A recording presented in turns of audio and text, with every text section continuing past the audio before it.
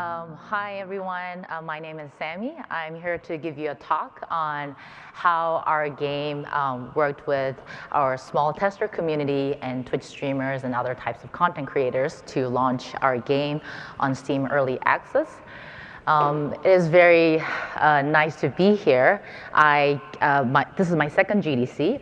In 2016, I came to San Francisco for my first GDC, and I went to a lot of talks and learned a lot, and I'm a huge fan of GDC Vault. So it is very, a kind of an emotional experience to be here to talk about how we, developed the game and worked with our community to launch our game successfully on Steam and other platforms. So, okay, I'll jump right in. So I go by the name Poopy Queen on Twitter and Twitch.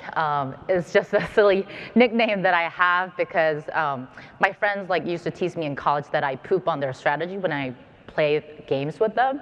And I thought, if I had this memorable nickname, people will remember me. And I think it's a tip for a lot of indie studio community managers. If you have a memorable nickname, they will remember you, because there were times during alpha or beta, a lot of streamers were like, who's that girl, Poopy something that works on PlayerUnknown's Battlefield, whatever, and they remembered my name, so it was very effective. So I think that's a tip. I used to do community management, but now I'm focusing more on marketing. But for all the indie teams out there, you can do it on your own, in the beginning, but don't forget to scale the team in the later phase, because that's what we are going through right now. That's a pain point we're going through.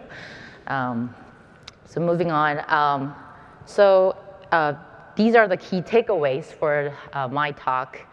There was an article on New York Magazine titled "How an Unfinished Game with No Marketing Came Out of Nowhere to Dominate the Internet," which is kind of true and not true in a sense, because it wasn't out of nowhere. We started with a small tester community in 2016, and we were snowballing our tester community until early access. It was invisible to a lot of gaming media and the mainstream content creators, but we had this community that we worked really closely with to really blow up and give more exposure to our game after the early access launch. So I'm going to be talking about how we went through different phases to slowly grow the community and give a lot of impact when there was this time where we had to create big momentum without a big marketing budget. We had zero marketing budget in 2016. It was very humble. We started as a small team, so I will go into details about that.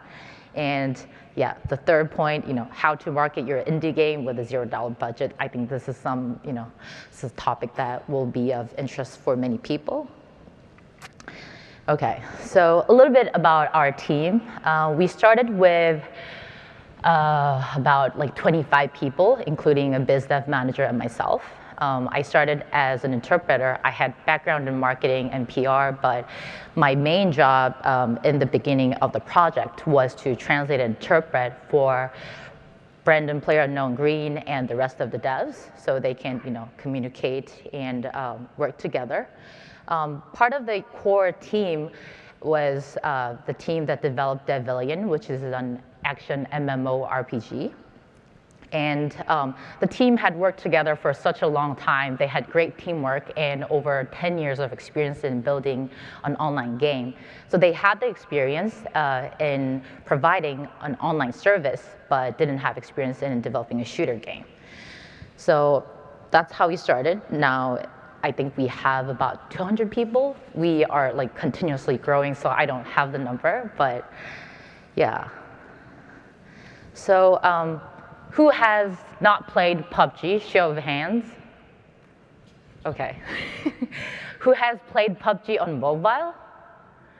Ooh, yeah, you should definitely give it a try if you haven't. It's Battle Royale in a pocket, yeah. But so how we started PUBG was that our producer and the team wanted to develop the first standalone Battle Royale game. I don't know if you're familiar with the entire Battle Royale, like history of entire Battle Royale genre, but when we started our project, the only Battle Royale games that were available in the market was the Culling, H1Z1 King of the Kill, and Arma 3 Battle Royale, which is not an official mode. And our team wanted to develop a standalone Battle Royale game, and we looked at the industry, and there was so much potential that Battle Royale had, and we wanted to use that opportunity and launch our standalone Battle Royale game as soon as possible. So the goal was make a realistic, serious Battle Royale game with an 8x8 kilometer open world map.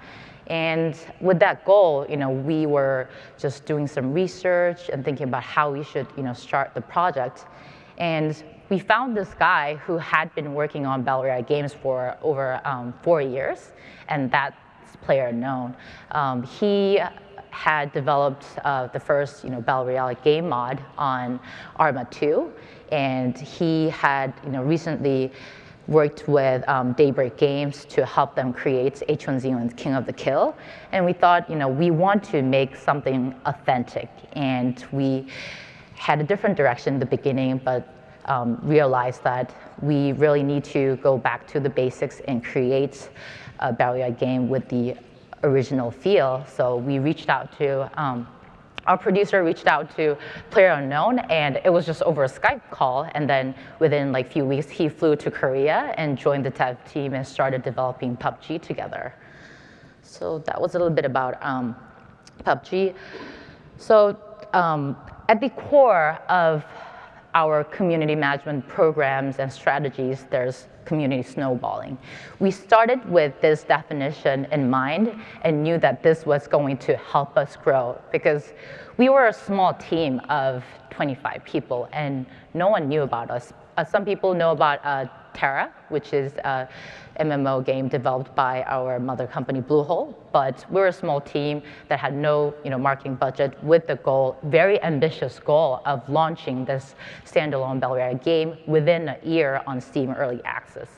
So that was the goal, and we thought PR and marketing efforts are not that necessary if we build a good product. And with community snowballing strategy, we thought we could make this work.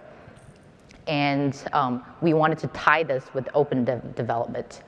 For those of you who might not heard of snowballing, you've seen in cartoon movies where a Donald Duck picks up some snow and then just rolls down the snowball down the slope, and then it picks up more snow and grows larger and larger. That's what we did with our tester community.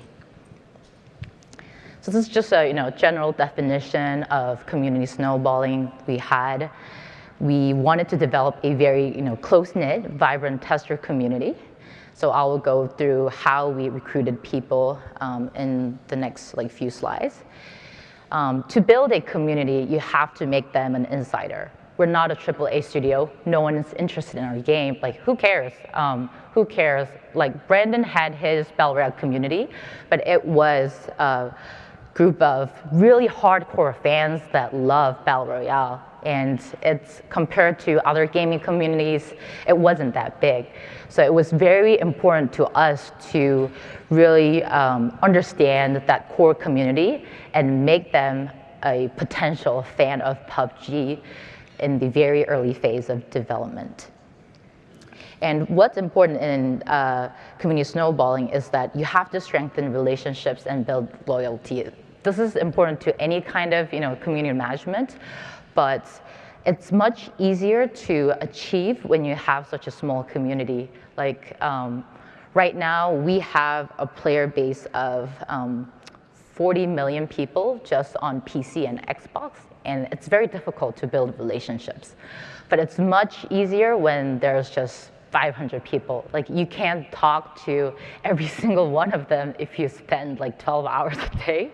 And that was so easy back in 2016 when I had the time just to give like personal attention to every single tester that was really active. So that's really easy when you have a small community. And it's also important to get them really involved in the development process. There are a lot of great talks and presentations on GDC Vault about open development. I was watching a lot of those presentations last year and in 2016 to study what other games did to be transparent to their testers.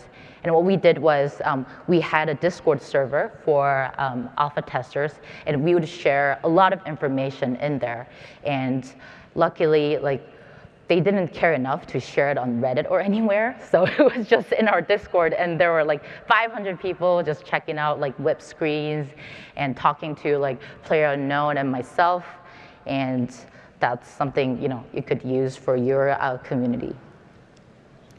So what was special about our snowballing was that Battle Royale games in general have like higher viewability. People love watching it on Twitch or YouTube because you can follow someone's journey from the beginning to end until that person becomes the last man standing. And this is something that we wanted to tap into. So we thought, we have to be at least mildly successful on Twitch to promote our game with $0 budget. And we knew that this could be, our go-to marketing strategy from the very beginning. And the second thing we thought was that we are a small game, and no one was expecting us to be a game. There are people who didn't believe that we would finish the game, and a lot of Battle Royale players were saying they're not going to finish the game. Their H1Z1 was dominating the market at the time, and then a lot of Battle Royale hardcore fans loved Arma 3 BR so much, and although they were very supportive, they thought they've never heard of the studio, and they knew that these guys didn't have experience in building a shooter game, so there was some doubt. And we thought it's very important to reach out to those who would support us, because that would be that would help us amplify and give more exposure to our game in the long run. And what was also important was that content creators are always looking for new content, and especially the lower tier ones are looking for something that's unique to differentiate their channels. A lot of bigger top tier streamers will only play your game if it's mainstream, or if it will grow their viewership as well, or if it's a very hot topic of that week. But we knew that we didn't have the money to pay the top tier streamers to play our game when we did our public alpha test. And we knew that the streamers that are in the mid tier would be interested because they want to differentiate their channel with low cost. And they want to create something unique so they can stand out from the crowd. And they don't have the resources or the connection to have access to exclusive content of AAA studios. There was this opportunity for a mutually beneficial relationship. And we knew that if we gave them exclusive content and a chance to create something unique, they would support us. So I've lined out a few points here, but I'll go through all the details later. So we did our first alpha after developing the game for 4 months. You will see that small screenshot. That's just the key art we had created. Brandon had tweeted out, "Hey guys, I'm finally excited to announce that I'm working on my own standalone Battle Royale game." And you can see that it got 2,000 likes, and we were very stoked to have this. I'm just having this flashback while I talk about this. And we had 100 1,100 like registered testers. That's a pretty small like tester community, and only 600 of them participated, and we had 6 hours of testing. So this is, I'll be uploading this presentation later on GDC. You can check it out. We had, we were very scrappy. This was our Google form. We just posted this on Brandon's Twitter and our website so people can click this Google form and sign up. And we only looked at their, PC specs and a few other things. And on top of this, we invited the streamers that have been, longtime fans of Brandon's Battle Royale mods. So this is just a content and marketing calendar that I developed. I wanted to establish a healthy cadence for content to show to our community. And Brandon was very active. He was writing like dev blog posts and showing a lot of the stuff that was in development on his Twitter and Discord. Like here are the samples. Like you can check them out on our dev blog. And here are a lot of the whip like screens or videos we had. So the question we had before we moved into our closed alpha was that, do we really want to test this? Like after 4 months of development, our build didn't look like what we wanted to show to the world. And there was like a lot of debate around it. Like, should we really do a public test? Although there was an NDA, we're very insecure about it. But this is what our game looked like after 4 months. It looks, definitely different from what, you play these days. The tone is different, and there were a lot of bugs, and the UI, looks very interesting.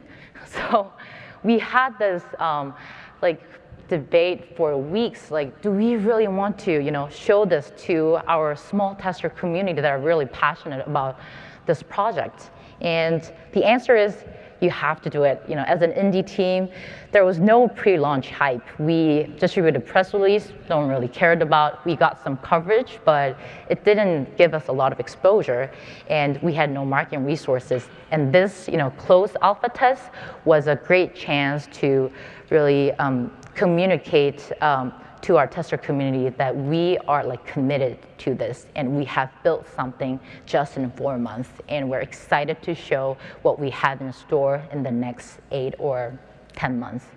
And we made it a privilege.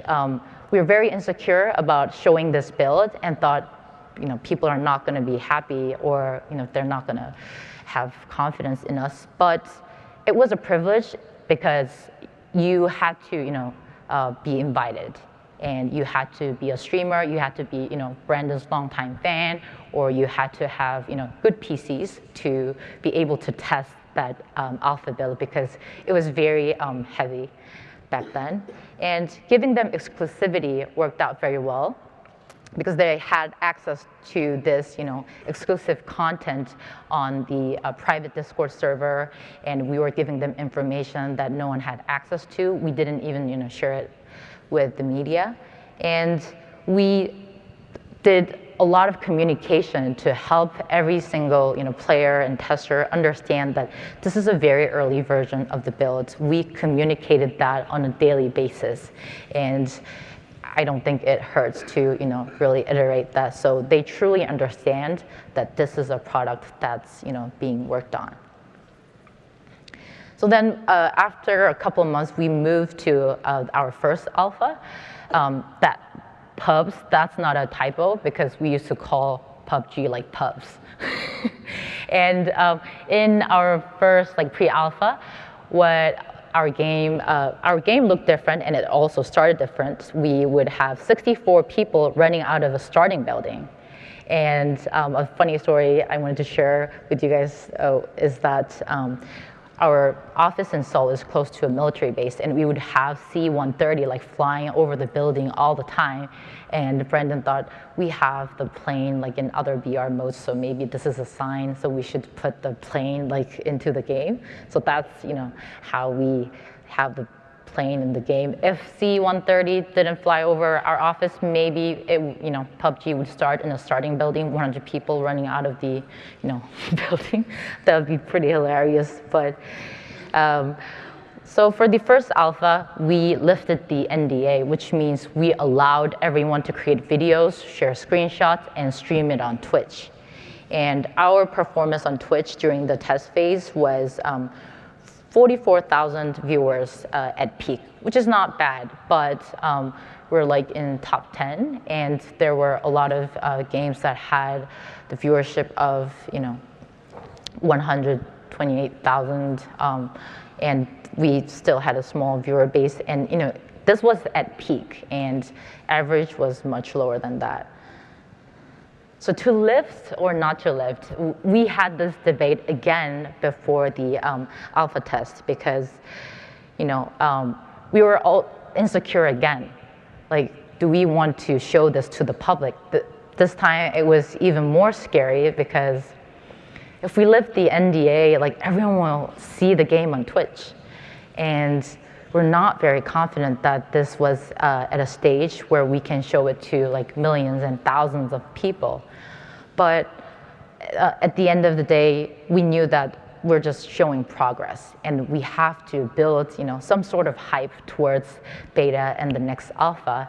And Brandon and our producer had this long discussion for days and days, and we thought, this is going to work for us. We have to show what we have, and it will be great for them, because they have access to this test build that no one else has, because they were invited or part of the tester community.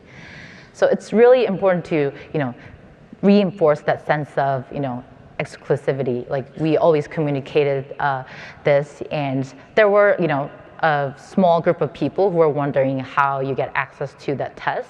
And we would tell them, you have to sign up. Maybe in our next alpha test you'll be included. You should wait for that.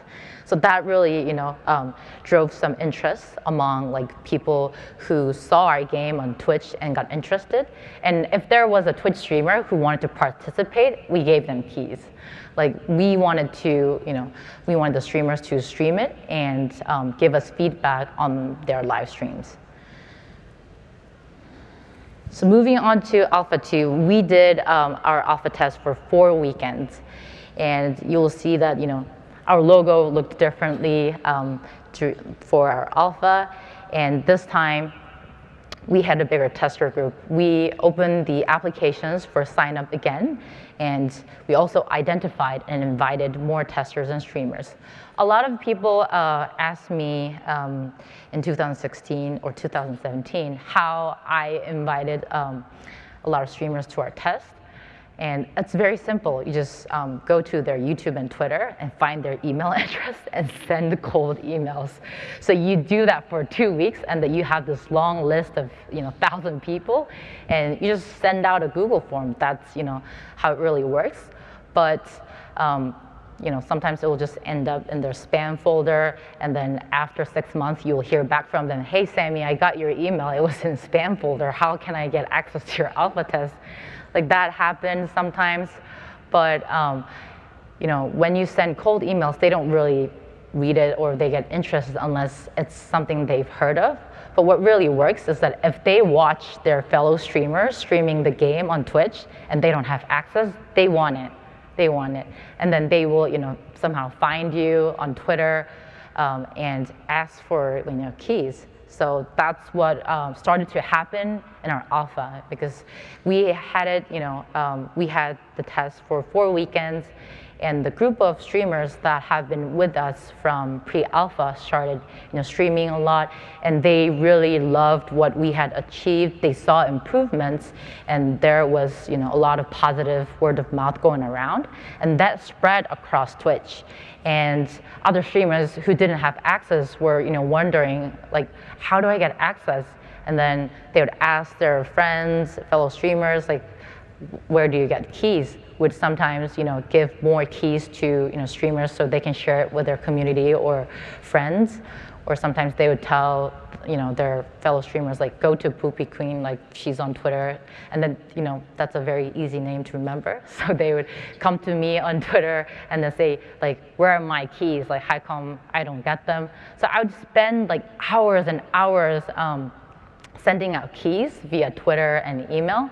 And there was one time that during closed beta, a lot of the streamers just wanted the keys like at that moment that sometimes I would hit the limit of Twitter DMs. So if you send more than like 300 or 500 DMs in a day, like Twitter shuts you down. So you can't send DMs anymore. So there were times where I would post on Twitter, hey guys, I've hit my limit again. I can't send you keys anymore. Like here's my email. Or I would just post keys on Twitter. So that's how you do it when you don't have money, and it does work. So we had 800 streamers participated. You can definitely see that the number has grown from 128. It's because I was just running around, giving away keys, inviting more streamers. And for Alpha 2, we also had a couple of external teams helping me out to identify more streamers that have not played Arma 3 BR, H1Z1, the culling, or other games. So the question we had was that if we scale this up by hiring a team of influencer management experts to identify more streamers, maybe we could grow this bigger. Maybe we could have a bigger streamer community. And this is not a firm answer, but what I want to say by saying no to this question is that they really want to talk to the developers. They really appreciate it when you approach them and give them information, even if it's just it's a couple of Twitter DMs. They want to talk to the developers or the community manager. They don't want to talk to your PR rep. And the folks at the PR agency, they might be hardworking people, but they're not as invested as you. They're not going to wake up at 2 a.m. and see a Twitter tweet and a streamer is like, where's my key? I want to play it now. And then that streamer has 20,000 viewers on Twitch. You got to give them the key now. But the agency's not going to do that, right? And you're really desperate to get the keys to the hands of the streamers. So it's really important that you have someone that's fully committed to driving this effort while your test is publicly available and streamable on Twitch and YouTube. And what really helps is that there are people on Twitch that still remember how I used to work with them. And that really builds personal relationships, and that pays back because they just want to help you, and they know how you have been scrappy, sleeping 4 or 6 hours, and I was always responsive, and they really appreciate that because I helped them grow their business at one point. When we were small, we were not very helpful in giving them push or helping them grow viewership. But when we made it, streaming our game was what they wanted to do, and I was available, and they really appreciate that because I gave them access. It sounds very simple, but they remember that, and they will help you. They'll help you distribute more keys and talk positively about your game. And I said this in the beginning, they always look for new or better content to build their business on. Some people still make fun of streamers saying, how do you make money just playing games? They take it very seriously. All these successful streamers think like an entrepreneur. So it's a business for them, and you have to think like a partner. How do I provide opportunities and unique content for them to be differentiated, for them to be different and stand out from millions of other streamers? So we moved to closed beta in early 2017, and then we still had a small community, but much bigger than what we had during our alpha phase. And we wanted to reach a larger target market. So we looked at other games that are not Battle Royale or have Battle Royale game modes. We looked at casual gamers and top-tier streamers and variety streamers.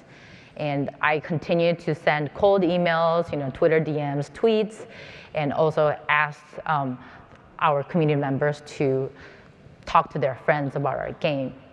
And one thing we did during closed beta was that we developed this Discord bot that was in our private server. So you would, type a command, and then that Discord bot would send you like 5 keys via DM. Like, it was a very effective strategy to distribute keys to thousands of people that were in our Discord test server, and that was the privilege that was only given to alpha testers. So they would type the command and get the keys, and they could give it to their friends, or they could do like a Twitter promotion. It's very easy to develop. It's something that I highly recommend if you don't have like a flashy website to distribute keys.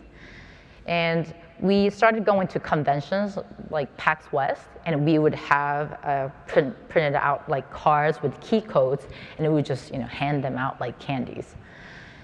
And our focus for closed beta was maximizing Twitch and YouTube coverage during closed beta. My personal goal was, can we hit the #1 like streamed game on Twitch during this phase? So that was my goal, and I had to distribute more keys to streamers so they would stream the game during closed beta. And this is the charts at the top right corner is a survey we did, and it says, have you participated in previous alphas? And a large portion of closed beta testers hadn't participated in our previous tests, which means our strategy of promoting this through Twitch streamers were effective. That was effective because people had not heard about us in the news. They just saw us on Twitch and found out that we were, running closed beta, got interested, and came to us for keys. So this is what we did during closed beta. I will go into more detail in the next slide. We had like a Twitch parachute to celebrate the Twitch streamer community we had built from pre-alpha. We had a small booth at PAX East. And one of the interesting things we did is that you'll see on the very right that we had 64 graffitis of streamers, like logos or artwork that were placed in the game. So if you went into Erangel and played, you would see those like graffitis, and this was to celebrate the top streamers that helped us promote our game during second alpha and closed beta. And this worked out very well for us. So we wanted to reward loyal testers and streamers, and the graffiti event that I showed you is one of the activities we did. And to reward loyal testers, you might have heard of this famous PlayerUnknown's set where you get that PlayerUnknown coat and mask that was given out to all the alpha testers.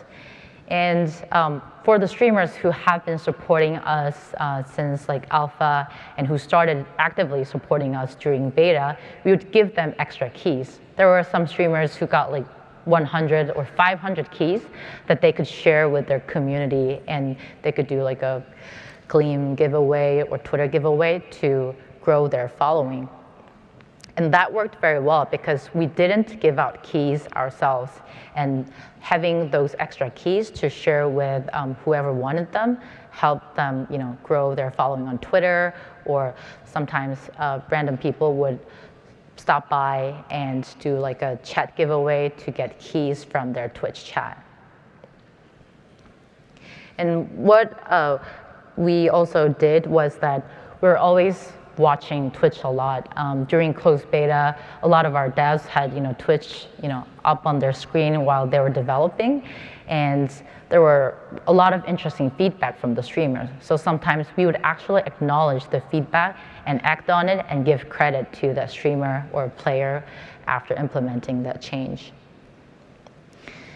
And then in a couple of days, it will be our 1-year anniversary. And so we launched our early access on March 23rd. And in 16 days, something happened. Like we got like the Guinness record for selling 1 million units on Steam as an early access game. And then we got 6 other records for selling too many copies in a very short time, which was unexpected. Like no one expected this in our team. Brendan and I were the most optimistic people. We were like cheerleaders, and our devs you guys are crazy. Like you guys just watch Twitch too much. You guys hear good things from the streamers. You guys are too optimistic. Like you gotta calm down. But Brendan and I would be like, we're gonna sell 2 million copies, and they're like, you guys are being ridiculous. But we hit the record, and it's all history. And then during early access, we launched our PUBG partner program. And the PUBG Partner Program is something we were able to launch during early access because we became a bit successful during early access. We are now in a position where we were able to reward streamers for streaming our game. So we had a sign-up page on our website where streamers would come and enter their information, and we would select streamers that could be, a great part of our community, and we would give them rewards. Rewards like, VIP access to our parties and access to custom games. Custom games is a feature in our game where you can create custom games for your community and then change the settings of Battle Royale in our game. And then there were other perks that comes with the program. So the key points of early access, we continued to give benefits, but now we had the resources and some money to give back. And we wanted to give them bigger exposure. So we launched a small advertising campaign, and we were able to feature a lot of streamers there. So we had a Facebook and YouTube campaign where we would grab clips of Twitch streamers enjoying the game. It's available on our YouTube channel, and you can see, we tried to capture all the crazy moments they had. And it's so fun to watch because their reactions were crazy. This was a new game to them, and there were a lot of, funny bugs and glitches. And we just showed it all so that people would think, oh, I want to play that game. What kind of, game is that we, had that ad campaign? And it gives them exposure. And all the streamers that participated in this just did it for free, and we later rewarded them. So we also did the in-game graffiti event that I showed you earlier and gave them access to custom games. And the other thing we did was we created events to really celebrate the community that we built with them. And one of the most successful events we ever did was the Twitch Charity Invitational. You can find out more about the event if you Google it, but basically we invited 64 streamers from North America and another 64 from Europe, and we had this huge group of streamers fighting with each other throughout few games, and we got so much exposure through this, and the viewers loved it because they always love when there's rivalry going on among Twitch streamers, and we were able to hit all-time peak in terms of viewership. And we also had a streamer exclusive PAX East mixer where we would invite content creators and Twitch streamers and really communicate with them. We had Brandon come in, and he would talk about what's in store for PUBG, how we plan to continue to develop the game until we launch 1.0. There were other programs and activities we did. We had dev live streams. You can watch that on our official Twitch channel. We arranged it ourselves. There were a lot of audio and sound issues. You should definitely watch it to learn what not to do in your dev live streams, because there were so many issues, and it shows how we were not prepared, but kind of not afraid to give it a go and fail fast and learn quickly. But you should definitely watch it if you plan to do a dev live stream for the first time. And we gave rewards to all the alpha testers, which was the PlayerUnknown's set, which is not available anymore. And we attended Twitch meetups. Twitch is a bit interesting because they have a lot of local meetups in different cities and states, and we attended those meetups to talk to streamers and talk about our game. So I was a salesperson for our game for many months. And you have to understand what it's like to be a streamer. So I created my own Twitch channel and streamed like for 3 months. And I highly encourage that to all the like community managers who do not stream, because it really helps you understand what it feels like to get like donations and grow your following. And that really helped me understand how they think when they want to grow their business and viewers. And it's also important to what it's like to be a viewer or a fan. So what I did was I watched Twitch like all day long during our alpha or beta phase, and wanted to understand what kind of relationship they build with their viewers. At one point, I was subscribed to 50 streamers, and I was just paying that out of my own pocket. I just wanted to support them for being such a passionate part of our community. But it really helps, like, because they know that you are from a small team, and I'm just, you know, like a fangirl that want to support them. And it also helped me build like a special relationship. So just to go over like the key points, these are the points that I wanted to really highlight through today's talk. Number one, you have to start with a small, like, exclusive community of hand-selected members first. We had the privilege of, you know, starting with a small community that Brendan already had built for many, many years, and they were already big fans of Battle Royale games. And what's important is that to really strengthen that sense of exclusivity. If it's open to anyone, they're not going to be really interested. They want, you know, to be treated special, and they want to have something that's just exclusive to a small group of people.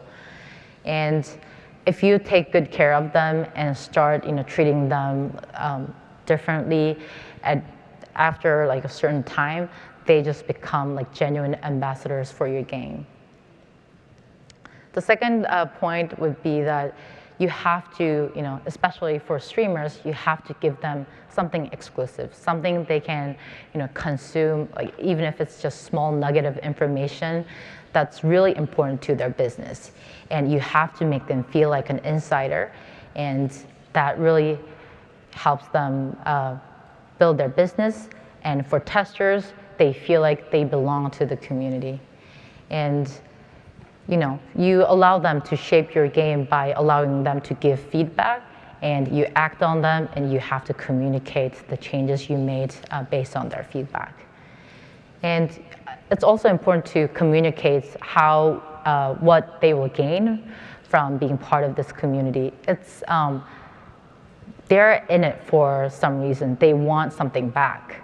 It's not that you have to, you know, pay them or, you know, have to reward them in some way, but it's always good to provide them with all the perks or benefits you can. And while it's difficult to do that as a small team without a big budget, there are a lot of things that you could try. Like, I've shared the examples, and if you go to our dev blog, you will find a lot of like evidence there.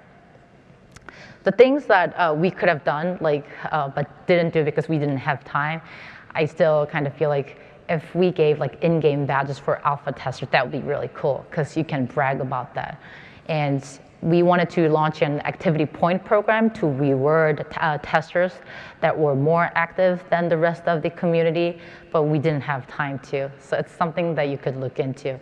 And you know, it also, we wanted to have like a multi-tiered reward program for the streamers and testers, but we're just busy. I was busy handing out keys and talking to all our testers.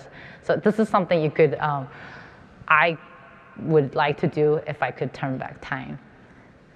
The third point, content creators, Twitch streamers, they have to be, you know, part of your marketing plan if you don't have the budget, and they will, you know, help you if you build the relationship the right way.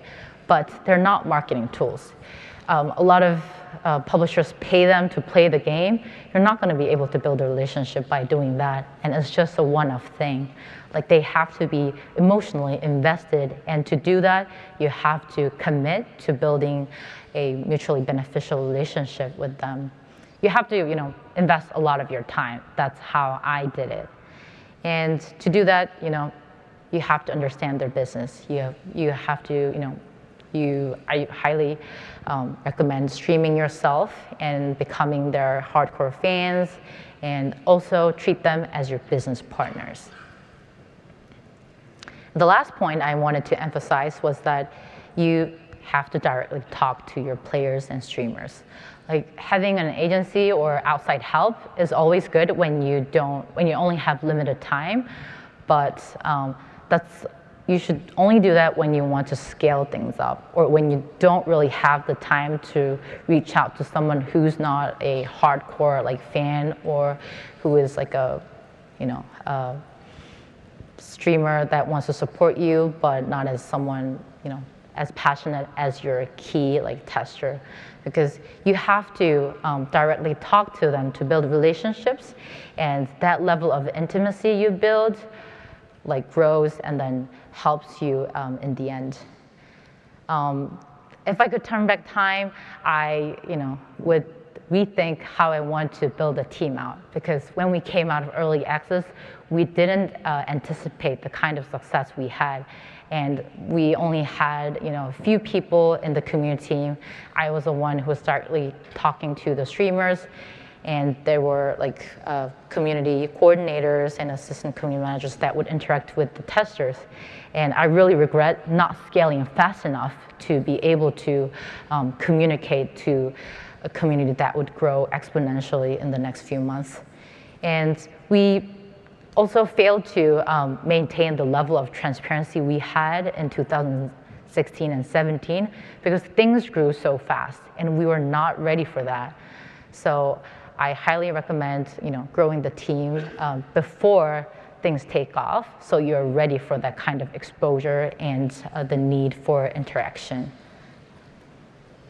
So that's it for my talk, and thanks for your time. And we're currently growing our team based in Amsterdam, Seoul, Santa Monica, and other regions. So if you're interested, hit me up on Twitter. I'd be able to talk to you about PUBG and other positions that you might be interested in. Thank you.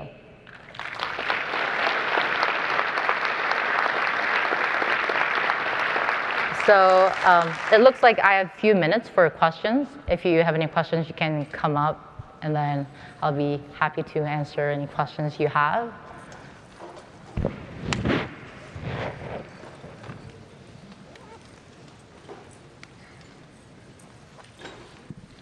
I've got a question.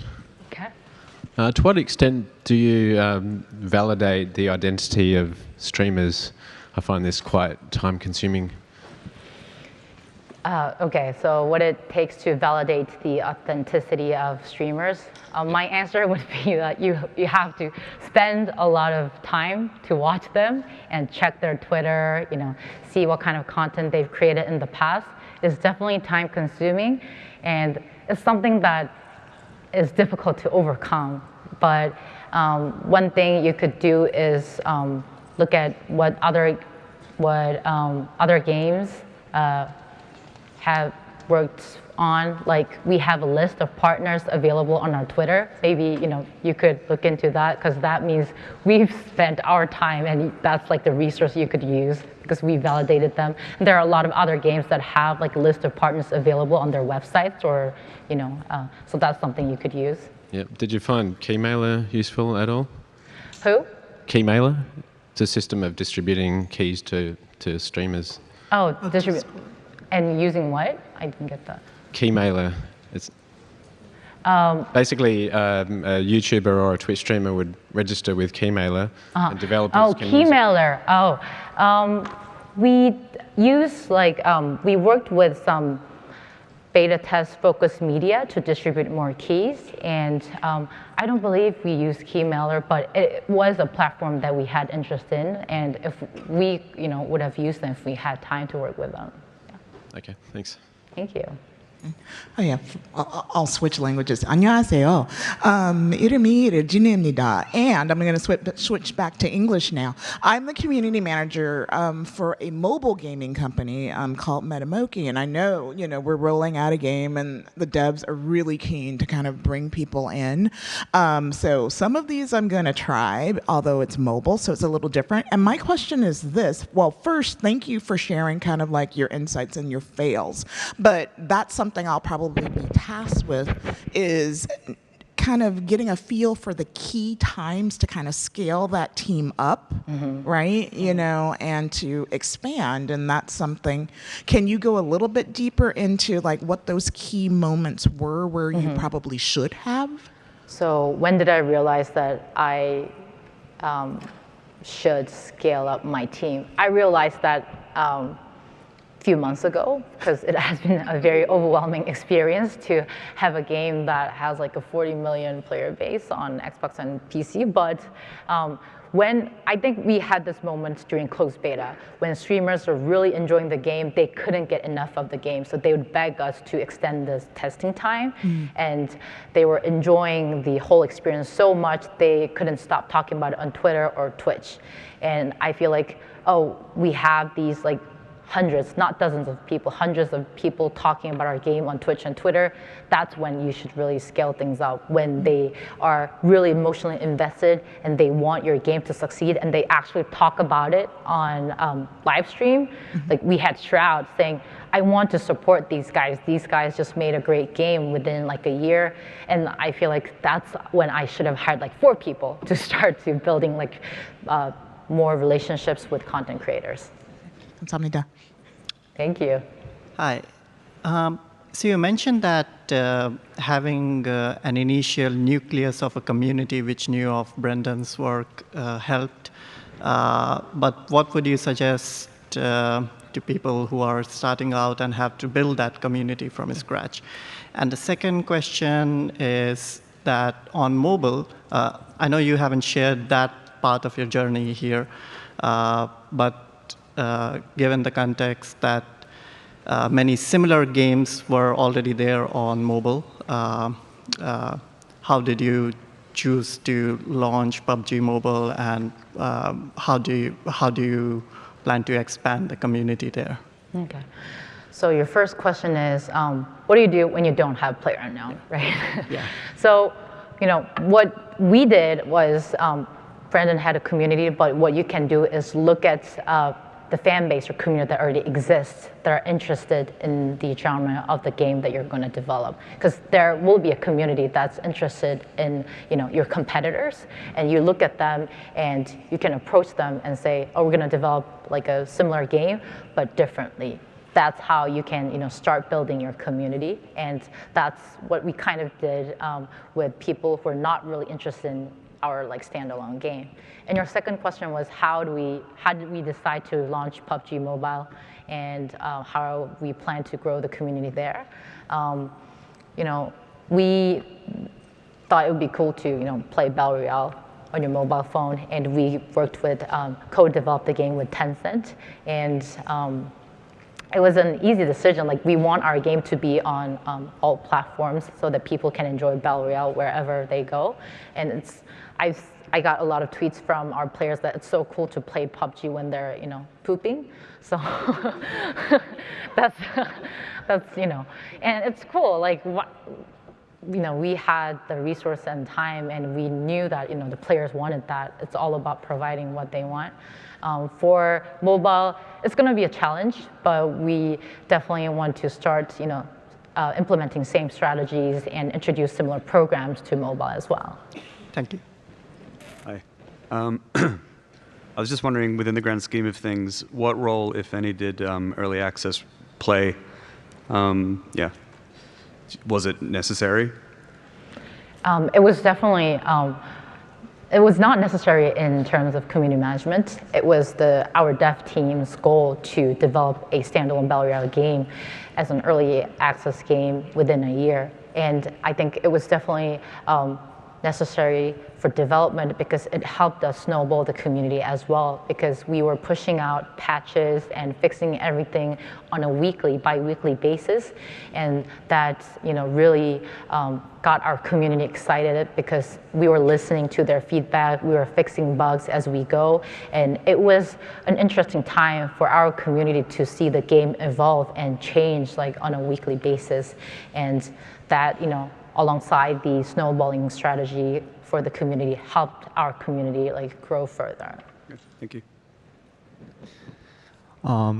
Thank you for the talk. I think you're the greatest community managers, one of the, in the world. And like I thought you share your knowledge and your experience right now, and I think there will be more people copying it. And if you had a next project, I think at that time you have a marketing budget more than this time. So what would you do to like expand your community for that new title? If I could turn back time and had more money to do community management for PUBG, I would spend that money in building platforms for key distribution, which took up a lot of my time. And I would also spend a lot of time in building like well-branded assets so that we could raise brand awareness and help the streamers, help them with we want to give them content they can post on Twitter. We had a very like scrappy graphic assets, and you want the streamers and YouTubers to use your assets during like in their content.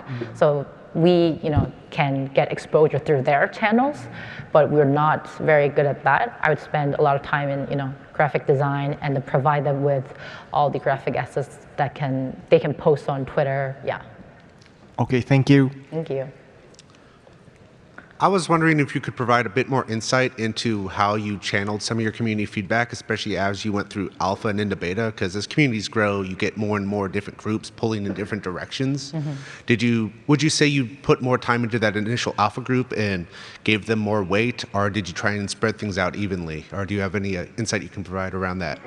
So your question is, how did we channel all the feedback we had, during alpha and beta? Did you give any weight to certain groups, like that initial alpha core group, or the streamers as you brought them on board, or as things opened up to just everybody? Did any group hold more weight to what you brought forward? Well, it's not. I don't think it was about giving more weight to certain pieces of feedback. It was more about testing something and then iterating. So we would act on something we think that's going to work, and we iterate. If that works, we implement that to the next build. That's how things worked. There were some feedback that we're not sure of. In the early phase of alpha, we're not sure that whether we should have like first-person perspective, which is something ridiculous to think about now when like a large part of the community enjoys first-person perspective. But there were a lot of streamers behind that idea and testers that supported that, and we gave it a try, and people just loved it, and they said this is like the real like battle royale. So I think it's something that you have to learn as you go and implement the changes, and you just have to iterate. You might fail, but you'd have to accept it. All right, thank you. Hi.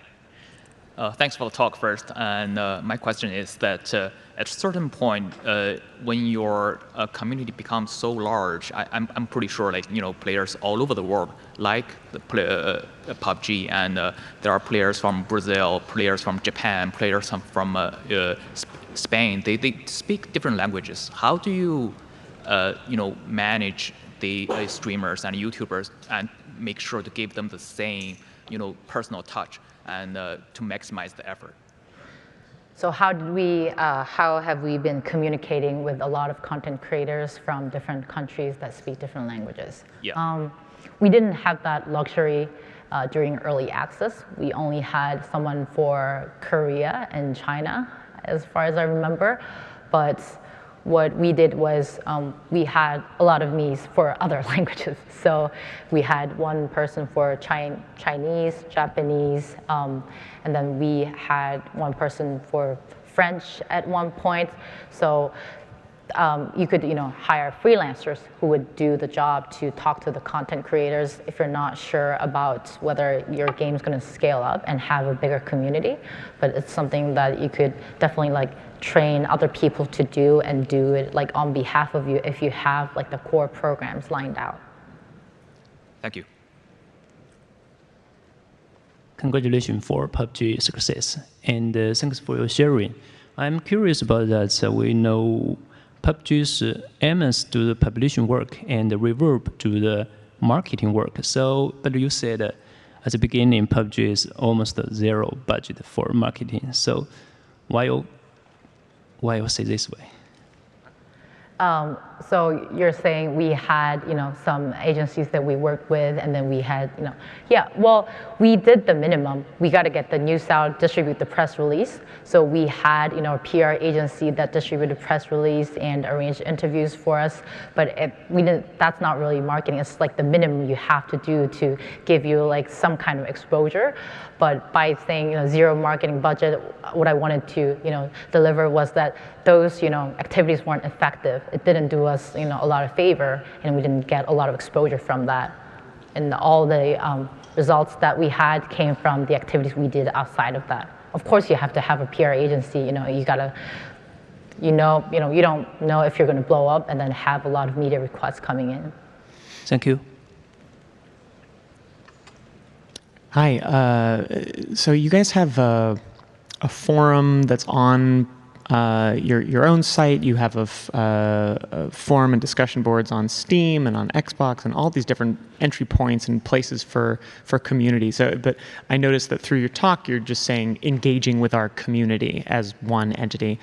But in reality, it's actually very fractured and splintered. On your own community, there's hundreds of thousands of posts. On Steam, there's a factor of 10 less.